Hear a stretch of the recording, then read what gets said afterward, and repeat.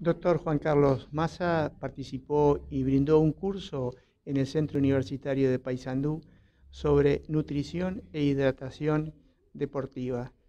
¿En qué consiste o qué atención deben tener las personas cuando hacen deporte en la alimentación y en la hidratación?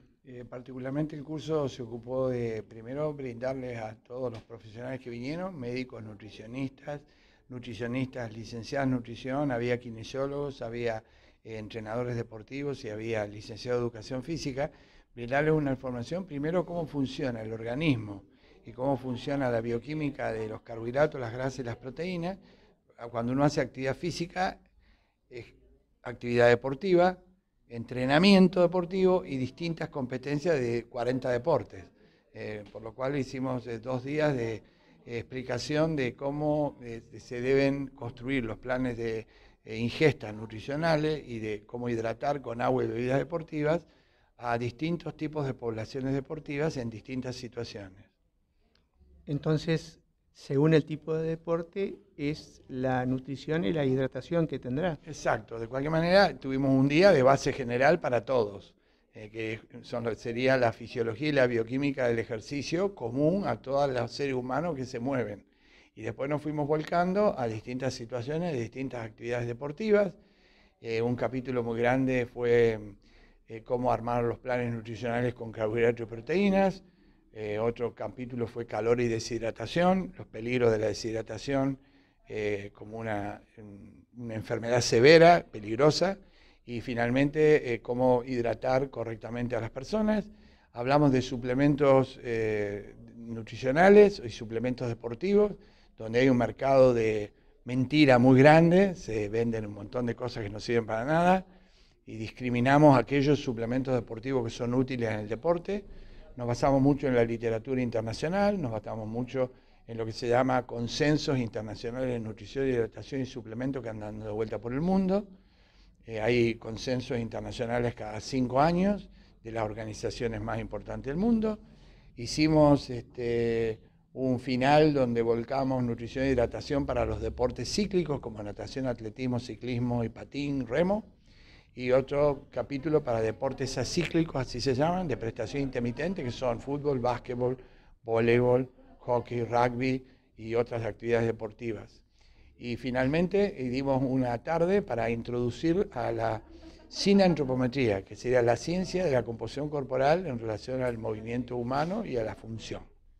Eso es un capítulo de una ciencia muy nueva que tendrá 30 años, que permite no solo saber el peso y la talla de un sujeto, sino determinar dentro del sujeto, por métodos no invasivos, midiéndolo de afuera, cuánta cantidad de grasa, cuánta cantidad de músculo, cuánta cantidad de hueso, cuánta cantidad de vísceras tiene el cuerpo humano, cómo están distribuidas según distintas morfologías de gente que hace deporte, la que no hace deporte, y cómo se puede aplicar esto para desnutrición, obesidad, diabetes, etcétera.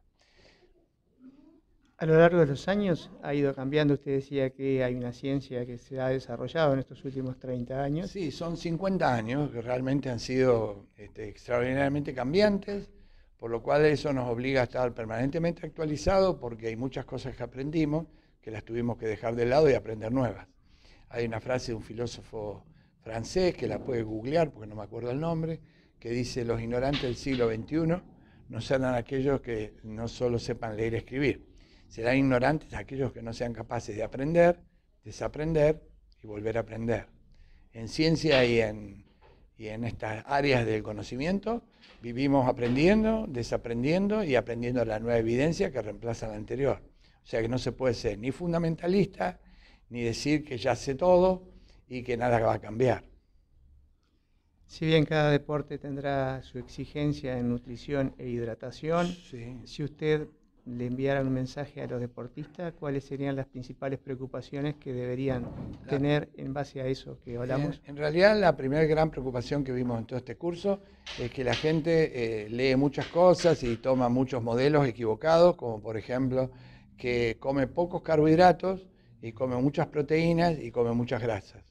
Y hoy el alimento principal para el músculo esquelético que hace fuerza, resistencia, velocidad, salta, corre, pega, remata y juega, el músculo esquelético vive de glucosa y glucógeno, que son carbohidratos. Las proteínas sirven para construir tejido y las grasas siempre nos sobran. Las grasas las usamos para quemarlas en el entrenamiento suave y no tenemos que dejar que se acumulen porque el sobrepeso y la obesidad son enemigos de la salud y de la actividad deportiva. Ese es un capítulo. El segundo capítulo es que hay mucha deshidratación porque con frío o con calor hay poco conocimiento de lo que es la deshidratación humana y cómo afecta al rendimiento deportivo y cómo afecta a la salud. Enorme cantidad de gente que va a hacer ejercicio se pone en riesgo haciendo cuadros de deshidratación en medios calurosos y húmedos y corre el riesgo de terminar en terapia intensiva y a veces en el cementerio. La realidad cruda que ese es un tema muy crítico porque está subestimado. ¿Qué quiere decir subestimado? Que no se le presta atención ni se le presta importancia. Hemos visto después reglamentaciones de que el deporte infantil lo mandan a los niñitos más chicos a hacer ejercicio y competencia en los horarios más calurosos. Después también vienen en el deporte profesional regulaciones de la televisión que quieren meter partidos a cualquier hora, y no importando si hace 30, 32 grados y el 70% humedad. Es un problema muy grave porque se transgreden reglas importantes por ignorancia y por negocio. Así que ese es parte del problema que hemos tratado en este curso. Y en este curso escuchamos que la gente se fue con mucha expectativa de seguir aprendiendo sobre esto. Probablemente lo tendremos en un futuro.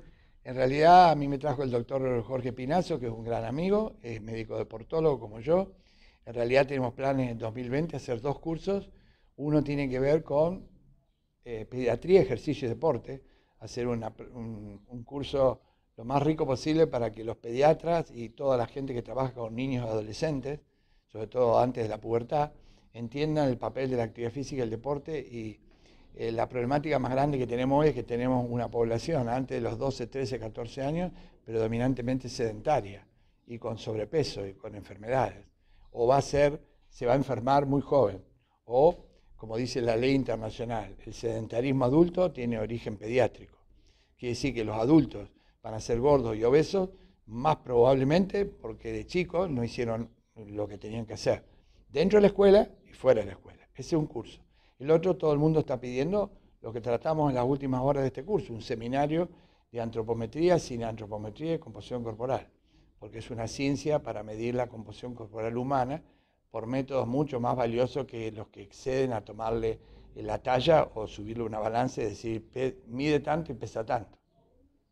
Doctor Juan Carlos Massa, muchas gracias por conceder nuestra entrevista. Le agradezco mucho su interés, ha sido muy interesante sus preguntas y le deseo lo mejor para usted. Muchas gracias.